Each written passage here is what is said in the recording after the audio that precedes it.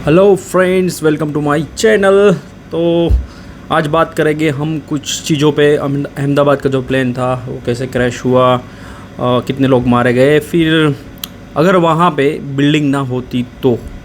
उसके बाद मैं आपको बोलूँगा दो मूवी देखना, बहुत ही बढ़िया मूवी है। ये जो क्रैश है उस पे, ये जो एयरलाइंस कैसे क्रैश होती है और पायलट कैसे बचाते हैं, उसमें से एक जो मूवी है वो रियल है, वो रियल हुआ है। उसके बाद आते हैं कि इंडिया की जो प्लानिंग है एयरपोर्ट और उसके सराउंडिंग एरिया वो कैसी है और इंटरनेशनल कैसी है, उस पर बात करेंगे और बाद में लास्ट में कंक्लूजन निकालेंगे। तो आपने देखा होगा अहमदाबाद जो प्लेन क्रैश हुआ AI-171, बोइंग की जो 787 ड्रीम लाइनर है वो क्रैश हो गई कुछ सेकंड के अंदर ही आफ्टर टेक ऑफ। और जाके क्रैश हुई एक 4 या 5 माले की बिल्डिंग थी, जो हॉस्टल्स थी, मेस थी डॉक्टर्स की। सिविल हॉस्पिटल वहाँ से काफ़ी नज़दीक है, तो उनकी हॉस्टल थी, वहाँ के BJ मेडिकल कॉलेज के स्टूडेंट थे, तो वही मेस में जाके गिरे। और ऐसा नहीं कि एक ही बिल्डिंग डैमेज हुई, इस बिल्डिंग के आसपास और 3-4 बिल्डिंगें थी, वो पूरी मतलब कि उसके विंडोज़ वगैरह सब टूट गए, जल गए, और हर जगह पे ऐसे धुआं और काला काला पूरा जो है जो मेस बोलते हैं उसको, वो पूरा लग गया है वहाँ पे। तो आई थिंक 3-4 बिल्डिंग को डैमेज हुआ है, उसकी वजह से जो डेथ टोल है वो बड़ा, मृत्यु का आंकड़ा बढ़ गया है वहाँ पे। उसके बाद जो फ्लाइट में थे लोग, उसमें 242 लोग थे, उसमें से ऑलमोस्ट एक ही बंदा जिंदा बचा है। मेरे गांव का है, दीव का है वो, और पर बहुत साल से वो रह रहा है UK के अंदर। मैं भी वहीं पे रहता था, वो लेस्टर का ही है, और मैं भी वहीं पे रहता था लेस्टर के अंदर।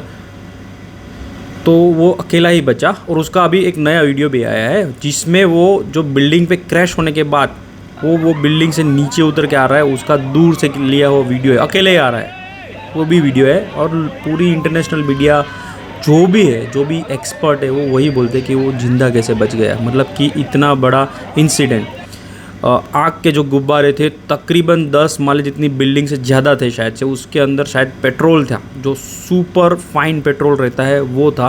वो तकरीबन लाख के आसपास, 8 घंटे की जो फ्लाइट है, 8 नहीं 10 घंटे शायद से, उतना पेट्रोल रहता है। तो कोई कोई बोल रहा है कि इसमें 1 लाख लीटर के आसपास पेट्रोल रहता है।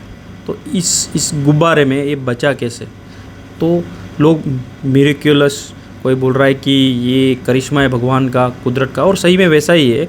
मतलब कि जहाँ पे बॉडी पूरी जल गई है, पहचान नहीं पा रहे, आग के गुब्बारे, पूरा जो प्लेन था आग के गुब्बारों में ट्रांसफ़र हो गया था, वहाँ पे एक बंदा जिंदा निकल रहा है। तो पूरी वर्ल्ड मीडिया, और इसका जो स्टेटमेंट है वेरी इंपॉर्टेंट, इसका स्टेटमेंट लिया जाएगा DGCA और जो भी एजेंसी, इंटरनेशनल एजेंसी है, इंडिया की एजेंसी है, सब लेगी और कंक्लूजन करेगी कि भाई क्या हुआ था एक्चुअल में।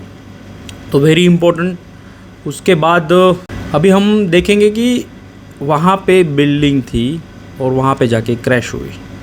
अगर बिल्डिंग होती नहीं तो, अगर उसकी जगह वहाँ पे खेत रहते या फिर क्या बोलते हैं, तालाब रहते, कुछ दूसरी वाटर बॉडीज़ रहती, तो क्या हुआ कि जो बिल्डिंग थी उस पे जाके ये क्रैश हुई फ़्लाइट।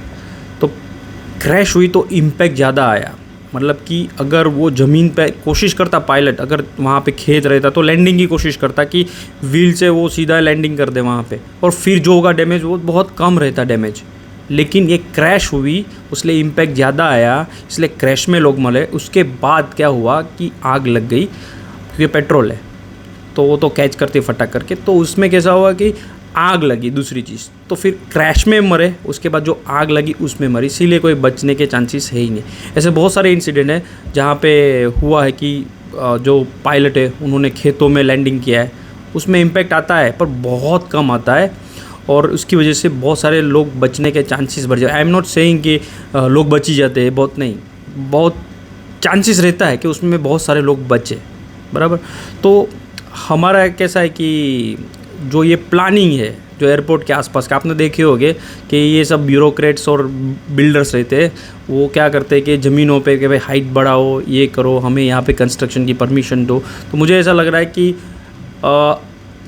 गवर्नमेंट को जो एयरपोर्ट रहते हैं, जो आज है या फिर बहुत पुराने एयरपोर्ट में तो ज़्यादा कुछ कर नहीं सकते ये लोग, क्योंकि ऑलरेडी बना हुआ है और परमिशन दी है, सब पुरानी परमिशन है। पहले ऐसे छोटे छोटे एयरपोर्ट थे, बराबर, बहुत सारे एयरपोर्ट तो डोमेस्टिक के थे, उन्होंने इंटरनेशनल एयरपोर्ट अभी कन्वर्ट, तो डोमेस्टिक के हिसाब से प्लानिंग उस टाइम पे ऐसा बना कि हाँ परमिशन देते हैं ये, उसके बाद इंटरनेशनल अभी कन्वर्ट कर दिए उनको थोड़ा बढ़ा के, बराबर।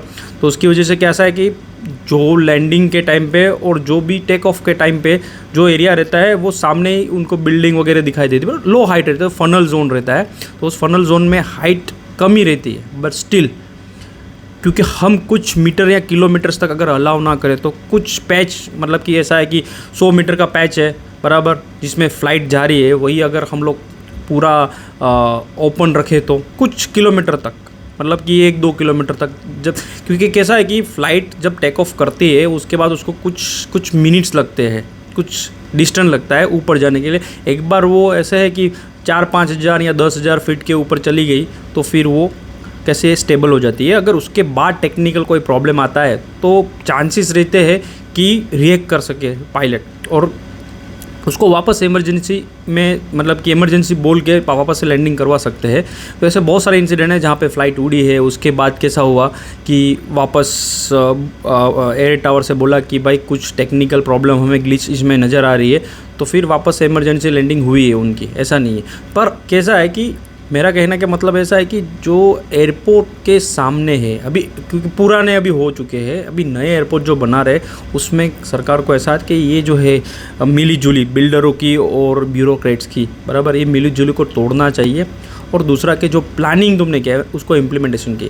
आप देख लीजिए बॉम्बे एयरपोर्ट हो, कोई भी एयरपोर्ट हो, वहाँ पे एक झोपड़पट्टी रहती ही है। बॉम्बे एयरपोर्ट के आसपास में तो ऐसा है कि बहुत बड़ी झोपड़पट्टी है। जब ये नया टर्मिनल बनाने गए, टर्मिनल में कैसा हुआ कि एक साइड का जो विंग है वो बड़ा कर दिया और एक साइड पे आपको ज़मीन ही नहीं मिला, वो छोटा रखा, जबकि वो इक्वली जानी चाहिए या फिर और फ्लाइट्स आ सकती थी। लेकिन कैसा है कि बहुत पुराना एयरपोर्ट है, झोपड़पट्टी है, और झोपड़पट्टी पावरफुल रहती है क्योंकि उसके पीछे जो अपोजिशन के लीडर रहते हैं वो खड़े रहते हैं। हमारे देश में कौन अपोजिशन लीडर है, क्या बोलता है, वो क्या करता है, पता है सबको। वो कैसा है कि उनकी पार्टी का ऐसा ही है कि भाई लोगों को गरीब रखने का, झोपड़ी में रखने का, ताकि वोट हमें मिले। कल जाके दूसरी कोई नई पार्टी आई और झोपड़ी तोड़ने गई, बराबर, कि भाई ये इलीगल है, सरकारी ज़मीनों पे कब्जा किया तुमने, बराबर, ताकि वो, क्योंकि यही लोग हैं जो वोट करते हैं, झोपड़पट्टी वाले, बराबर, जो झोपड़े में रहते हैं मोस्टली लोग पैसे लेके। तो ये बहुत बड़ी वोट बैंक है। तो कोई भी पार्टी इसको, लेकिन अभी चल रहा है कि अभी देखा होगा दिल्ली में भी तोड़फोड़ चाले, तो फिर ऐसे अगर कोई बिल्डिंगें बन गई या घर बन गए तो फिर आपको वो तोड़ देनी चाहिए। वो भी अगर लोकल अथॉरिटी, एयरपोर्ट अथॉरिटी और जो भी अथॉरिटीज़ है इसमें आती है, उनको मिल के काम करना चाहिए कि ये कुछ भी हो, इसमें कुछ बनना नहीं चाहिए, बराबर। और कोई वाटर बॉडी बड़ी सी प्लान करो, उसमें रेन वाटर जो है वो उसको स्टोरेज की कैपेसिटी के लिए कुछ करो, वहाँ पे तालाबें बनाओ, बराबर, पार्क बनाओ, तो वो काम भी आए। जब ऐसी कुछ इमरजेंसी सिचुएशन आए तो ऐसी जगह पे गिरे ताकि इम्पैक्ट कम आए, ताकि जो है बचने के चांसेस लोगों के बढ़े। तो प्लानिंग इम्पोर्टेंट है। तो दोस्तों मैंने जैसे आपको बोला था कि अगर वहाँ पे बिल्डिंग ना होती या फिर रेजिडेंशियल इलाका ना होता या कमर्शियल या हॉस्पिटल ना होती तो एक्चुअल में 2 मूवी है आपको देखनी चाहिए। एक है सुले मिरेकल ऑन हडसन नाम का एक सिटी है, वहाँ पे न्यूयॉर्क के अंदर है, स्टेट में।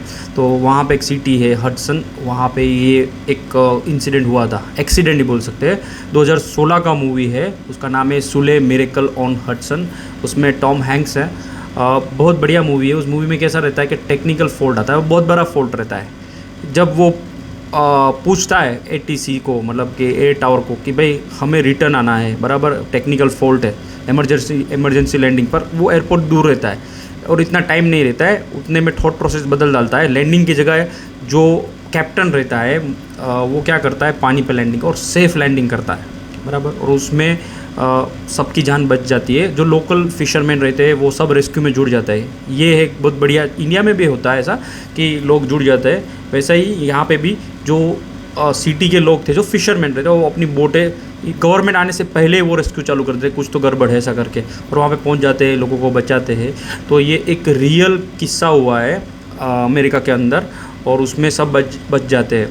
तो उसमें दिखाया है कि पानी पे लैंडिंग से मतलब जो इम्पैक्ट रहता है वो इतना नहीं रहता है, बराबर। नो डाउट अगर आप अचानक ऊपर से गिरोगे तो कोई चांस नहीं। एक प्लेन था जो आई थिंक मलेशिया के साइड पे डूब गया था। तो उसमें कोई बचा ही नहीं, कुछ आया ही नहीं, इसका जो ब्लैक बॉक्स रहता है वो भी मिला नहीं। तो ऐसी बहुत सारी चीज़ें हैं, लेकिन अगर आप प्रॉपरली करते हो शायद से चांसेस बढ़ते हैं कि इसमें पानी में लैंडिंग बच जाते हैं। एक दूसरा मूवी है फ्लाइट करके, 2012 में आया था। उसमें डेंजल वॉशिंगटन, एक काला जो एक्टर है, सॉरी मतलब कि अगर रंग भेद बताना है तो ब्लैक एक्टर है, उसका मूवी देखना है। इस मूवी में भी बहुत बढ़िया दिखाया है कि वो फील्ड पे कैसे लैंडिंग करता है, मतलब कि खेतों में कैसे लैंडिंग करता है और सबकी जान कैसे बचाता है, बराबर। उस मूवी में फिर दोनों मूवी में इन्वेस्टिगेशन होती है। ऐसे तो नहीं छोड़ सकते कि हाँ ये हीरो है, लोगों ने तो हीरो मान लिया उनको, इनके पायलट्स को, कि भाई ये हीरो है, हमें बचाया, इतनी जानें बचाई इसने, बराबर। लेकिन गवर्नमेंट और जो एजेंसियाँ रहती है वैसे जल्दी से छोड़ती नहीं। तो इस मूवी में दिखा है कि फिर उसके बाद क्या होता है। उसके बाद इन्वेस्टिगेशन होती है, जो भी वहाँ की एविएशन से जुड़ी हुई एजेंसीज रहती है वो पूरा इन्वेस्टिगेशन करते हैं मैटर को। और सवाल मतलब जो कैप्टन दोनों बचे रहते हैं, अगर कैप्टन बच गया तो उनसे बहुत सारा सवाल जवाब होते हैं, बहुत सारे सवाल पूछते हैं, बोलते उसको सिमुलेशन करते हैं, मतलब कि टोटली सिमुलेशन करके दिखाता है कि तुम ये कर सकते थे, तुम वो ये क्यों नहीं किया, वो क्यों नहीं किया। तो ये मूवी है, ये देखनी चाहिए कि भाई अगर मैंने बोला जैसे कि बिल्डिंग की जगह फील्ड होती है और बिल्डिंग की जगह पानी रहता वहाँ पे, तो क्या लोगों की जान बच सकती थी। आई थिंक हो सकता था कि इम्पैक्ट कम होता और बचा सकते थे। तो हम देखेंगे कि ब्रिटेन के जो एयरपोर्ट है वो कैसे है, कुछ यूरोप के एयरपोर्ट्स देखेंगे, अमेरिका के एयरपोर्ट देखेंगे, तो वो कैसे डिज़ाइन किया, उसका जो लैंडिंग और टेक ऑफ का स्ट्रिप रहता है वो कैसा है, उसके सामने क्या है, उसके पीछे क्या है, तो वो देखेंगे। तो पहले हम जाएंगे लंदन गेटविक एयरपोर्ट, जहाँ पे जाने वाली थी जो फ़्लाइट, ये AI-171, ये एयरपोर्ट है, यहीं पे जाने वाली थी। हीथ्रो एयरपोर्ट जो मेन एयरपोर्ट है वहाँ से 45 मिनट के डिस्टेंस पे है ये। आप देख सकते हो एयरपोर्ट के जो ये साइड पूरा फील्ड, कुछ भी नहीं है यहाँ पे। ये फनल जो बनता है पूरा ऐसे, इसमें जरा सा भी कंस्ट्रक्शन नहीं है, पूरे खेत हैं यहाँ पे, पूरा ओपन है, बराबर। उसके पीछे भी आप देखो ना तो ये सोलर है, उसके बाद ये पूरा खुला है, बराबर। ये जो घर दिख रहे हैं ये G+1 या ग्राउंड स्ट्रक्चर बंगलोज रहते हैं, और वो जो रहते हैं वो मोस्टली किस में बनाते हैं, वो जो सैंडविच वॉल रहती है, स्टड वॉल, उसमें ही बनाते हैं। तो उस पर अगर प्लेन भी क्रैश हुआ तो क्रैश की वजह से इम्पैक्ट नहीं आएगा, उल्टा वो पूरा घर ही उड़ जाएगा। तो ये गेटविक एयरपोर्ट है। अभी हीथ्रो भी देख लेते हैं जो लंदन का मेन एयरपोर्ट है। ये है लंदन का मेन एयरपोर्ट, बराबर। तो आप देख सकते हैं ये पूरे तालाब वाला खुला है यहाँ पे एयर स्ट्रिप के सामने, तो कुछ है ही नहीं है। जो उन्होंने पहले से डिज़ाइन किया है ऐसा करके रखा है, आप देख सकते हो कुछ किलोमीटर तक तो है ही नहीं। फिर ये जो पूरा एरिया है G+1 स्ट्रक्चर रहते हैं मोस्टली, जो आपको बोला स्टड वॉल, और उसमें गिरा ना प्लेन तो भी इतना इम्पैक्ट नहीं आता है। पर मोस्टली जो टेक ऑफ रहेगा ये साइड से होता है, ये रिजोर दिखता है जब आप टेक ऑफ करते हो तभी, बराबर। तो ये साइड से ही टेक आते भी है प्लेन और जाते भी यहीं से है, बराबर। तो ये पूरा आप देख सकते हो पूरा खाली है, बराबर। प्लानिंग मतलब कि अगर कुछ हुआ ना तो भी पानी में गिरेगा या फील्ड में गिरेगा तो इतना इम्पैक्ट नहीं आएगा। अभी अपन जर्मन का एक एयरपोर्ट देख लेते हैं। ये जर्मनी का बर्लिन उसका एयरपोर्ट है, आप देख सकते हैं कुछ है ही नहीं यहाँ तक, कुछ किलोमीटर्स तक। और उसके पीछे भी सेम है, कुछ है ही नहीं कुछ किलोमीटर्स तक, बराबर। तो इन्होंने भी ये देख सकते हैं आप कि कुछ है, मतलब अगर क्रैश भी हुआ तो फील्ड में होगा और इतना इम्पैक्ट नहीं आएगा। फिर अभी जाएंगे अमेरिका जो न्यूयॉर्क है उनका एयरपोर्ट देखने कैसे। हाँ, ये रहा न्यूयॉर्क एयरपोर्ट। और उन्होंने जो स्ट्रिप डिज़ाइन की है 1, 1 और 2 और ये वाली भी, बराबर। मोस्टली क्या है कि ये साइड पे पानी ही है, आप देख सकते हो। पीछे की साइड पे पूरा रेसिडेंशियल है G+1। लेकिन हमारे जो एयरपोर्ट है, जैसे कि अभी आपको ले जाऊंगा अहमदाबाद पे, ये अहमदाबाद का मेन एयरपोर्ट है। और आप उसके आजू बाजू में देखेंगे पूरा ये रेसिडेंशियल इलाका, बराबर। पूरा रेसिडेंशियल इलाका है, ये पूरी बिल्डिंग है यहाँ पे। आप देखोगे यहाँ पे भी बिल्डिंग है, बिल्डिंग है, बिल्डिंग है। और ये जो फनल बनता है उसके अंदर ही सब कुछ है, बराबर। अगर प्लेन क्रैश भी हुआ तो रेसिडेंशियल या कोई टावर रहेगा G+5, क्योंकि जनरली इंडिया में परमिशन रहती है कुछ डिस्टेंस के बाद आप G+4 बना सकते हो। मोस्टली रेसिडेंशियल टावर्स बनते हैं, मतलब छोटे टावर नहीं बोल सकते, बट G+1 G+4 G+5 ऐसे रेसिडेंशियल बिल्डिंग बनती है। तो आप देख सकते हैं कुछ है ही नहीं। अगर यहाँ पे गिरेगा। ऑफ कोर्स हमारा जो कंस्ट्रक्शन है वो रहता है ये आरसीसी फ्रेम स्ट्रक्चर में, और जाके गिरेगा तो बहुत ज़्यादा इम्पैक्ट आती है और उसकी वजह से क्रैश होता है और उसके बाद होता है ब्लास्ट। दूसरा आपको मुंबई का एयरपोर्ट भी दिखाता हूँ। हमारे जो एयरपोर्ट है नो डाउट अच्छा एयरपोर्ट है, लेकिन ये बहुत जो पहले बहुत सारे एयरपोर्ट इंडिया के अंदर डोमेस्टिक ही थे, उसके बाद उसको इंटरनेशनल बनाया। मतलब कि तब तक सब बन चुका था डोमेस्टिक एयरपोर्ट के जो नॉर्म्स रहते हैं उसके हिसाब से, उसके बाद उसमें घुसा के हमने इंटरनेशनल एयरपोर्ट्स बनाए। तो आप देख सकते हैं मुंबई का ये एयरपोर्ट है, ये टर्मिनल नया वाला है, और ये देख सकते हैं पूरे बिल्डिंगें बनी हुई हैं यहाँ पे भी सब झोपड़पट्टी। इधर गिरेगा झोपड़पट्टी में तो कितने लोग मर जाएंगे। और आप देख सकते हैं ये टर्मिनल ये नया है, ये सेम बनने वाला था।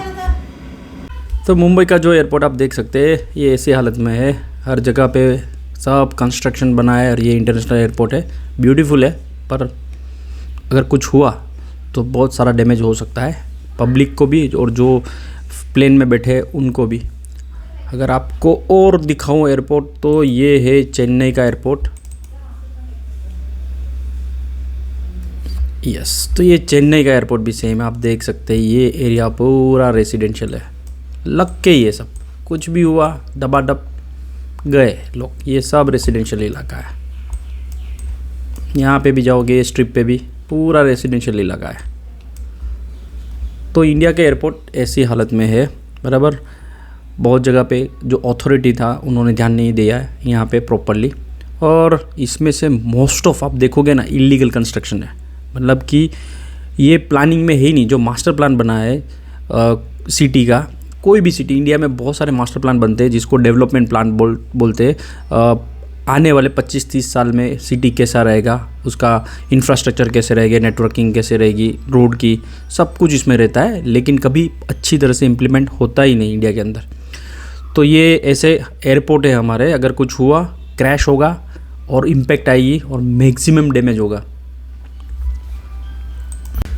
तो मेरे कहने का मतलब ये है कि हमें अगर नए एयरपोर्ट बन रहे हैं या कुछ प्रपोज एयरपोर्ट है तो अथॉरिटी को प्लान तो ऐसे करना ही चाहिए कि जो फनल जोन रहता है उनका जो फनल एंगल रहता है उसके अंदर मिनिमम आपको जो 100 मीटर या 50-100 मीटर के बीच में आपको पैच पूरा खुला रखना पड़ेगा। वहाँ पे ओपन फील्ड होनी चाहिए, वाटर बॉडीज़ होनी चाहिए। अगर क्रैश हुआ तो उसमें होगी, अगर लैंडिंग करना है तो ओपन फील्ड में कर सकते हैं, और उसमें लैंडस्केपिंग कीजिए, या फिर जैसे मैंने बोला पानी का कंजर्वेशन कीजिए। बहुत सारी चीज़ें कर सकते हैं वो पट्टे के अंदर, और कुछ किलोमीटर तक ही रखिए। उसके बाद परमिशन दीजिए कंस्ट्रक्शन, क्योंकि उसके बाद तो प्लेन बहुत सारी हाइट पर चढ़ जाता है बराबर, और स्टेबल हो जाता है, और कुछ हुआ तो भी इमरजेंसी लैंडिंग के लिए बोल सकता है।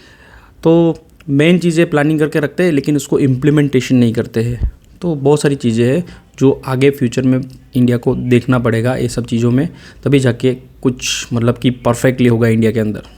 तो ये मेरा वीडियो था। अगर वहाँ पे बिल्डिंग की जगह वाटर बॉडी होती या खेत रहते फील्ड्स तो क्या होता, तो मोस्टली मेरे हिसाब से तो ये जो इम्पैक्ट थी बहुत कम होती। मतलब इतनी भी कम नहीं, लोग मरते लेकिन बचने के चांसेस भी इसमें ज़्यादा होते हैं। Thank you for watching my video, bye bye.